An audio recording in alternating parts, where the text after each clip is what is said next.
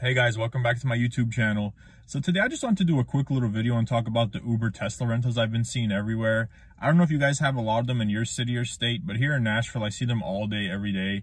And you know, it's a complete ripoff. I'm going to prove to you guys why it's a complete ripoff and why you should not get the Tesla rental. And if you have one, you should return it ASAP. I'm going to prove to you in this video why.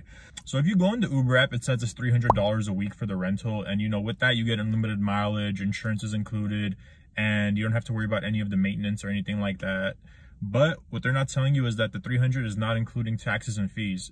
So from what I've seen online, there's people paying as little as $360 with the taxes and fees, all the way up to about $450, $460 with the taxes and fees. So for the sake of this video, let's just do an average and say someone is paying $400 a week. So you're paying $400 a week, but you're not counting the cost of charging. If you're renting a Tesla, you probably don't have a charger at home, so you're gonna have to use the supercharger. And the supercharger prices can depend on a few different factors. I think mainly it's the time of day. It's a lot cheaper at night than it is during the day, and maybe the location, like the different chargers have different prices. But from what I've seen online, people pay about, I would say, anywhere from 7 to 8 cents a mile, all the way up to like 15, 20 if it's really busy. So let's just say, you know, for the sake of this video, the average someone is paying to charge their Tesla is 10 cents a mile.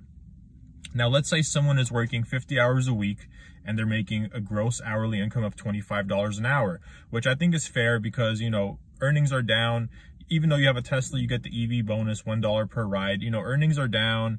And it's really not a good time to drive, especially during January and February. It's the slowest months of the year. But, you know, for the sake of this video, like I said, let's just pretend someone's making an average of $25 an hour.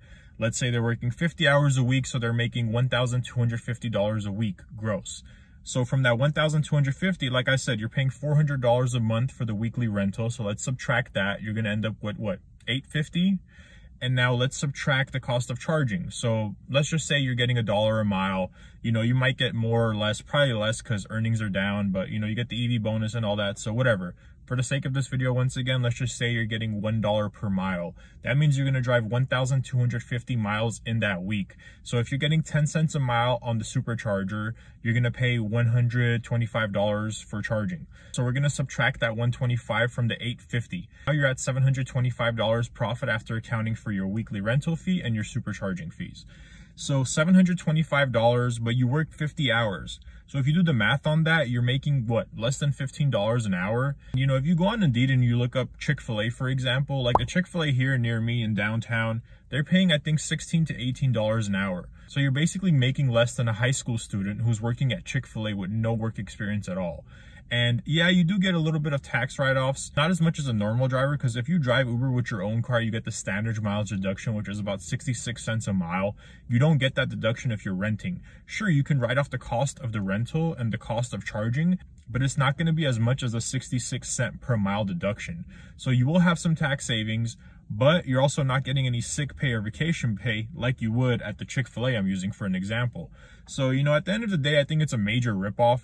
Yeah, you probably feel good. You're in a Tesla. You got all these people telling you how nice the Tesla is and this and that. But if you really crunch the numbers and you do the math, you're feeling good in your Tesla, but you're making less than a high school student who's working at Chick-fil-A. So is it really worth it? I think it's not. I think it's a horrible deal. I'm shocked that there's this many people doing it. I think they just haven't done the math. They just haven't crunched the numbers to realize that they're actually getting paid shit. So hopefully this video can prove to you guys that it's a complete ripoff and that it's not worth it at all right now. Maybe in the future, but I doubt it because, you know, as time goes on, these apps pay lower and lower, so it's only going to get worse over time. I think the best thing to do if you want to do Uber or Lyft is buy like a used Prius or something like that that's going to get good gas mileage, but your monthly payments aren't going to be that high. But, you know, renting a Tesla and paying all that money to do Uber in the current market is just a horrible idea.